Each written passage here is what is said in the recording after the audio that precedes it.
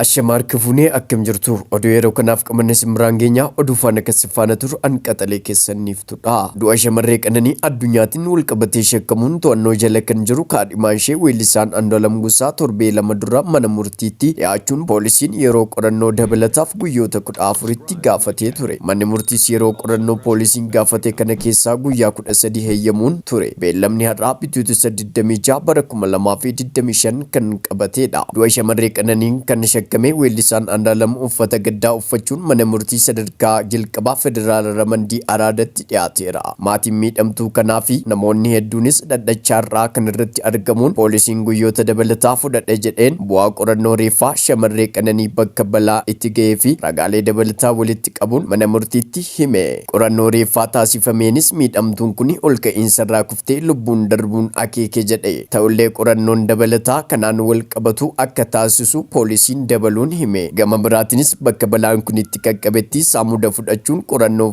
forensikiitiif poolisiin federaalaatti erguu fi bu'aan qorannoo kanaa ammoo akka hin qaqqabne dabaluun hime. Kana malees bu'aan qorannoo bilbila harkaa shakkamaa irratti taasisaa jirrus akka hin qaqqabneef dabalataan hime. Kanaaf jechas poolisiin qorannoowwan dabalataa naafan jedhu taasisuun xumuruu fi kanneen saamunni ergame akka qaqqabuuf yeroo dabalataa akka kennamuuf mana murtiitti gaafate. Abukaatoon Andu'aalam gama isaaniin bu'aan qorannoo reeffaa dhiyaatiin miidhamtuun ol ka'iinsarraa kuftee du'uu malee maamila isaaniitiin ajjeefamuu ragaan mul'isu hin jiru jechuun falman. Kana malees ragaan dabalataa poolisiin qorachaa jiru dhaabbilee akka hospitaalaa, nageenya biyyaalessaa fi poolisii federaalaa harkaa jiran waan ta'eef shakkamaan yoo wabiidhaan ba'e ragaan mul'isuu danda'u hin jiru jedhan. Poolisiin gama isaatiin shakkamaan yoo wabiidhaan ba'e ragaaleen namaa poolisiin qopheessaa jiru yaada jijjiirsisuu waan danda'uuf shakkamaan kun wabiin bahuu hin qabu jechuunis dhadhacha irratti falme. Manni murtichaas falmii gama lamaan erga dhaga'een booddee poolisii ragaalee qorannoo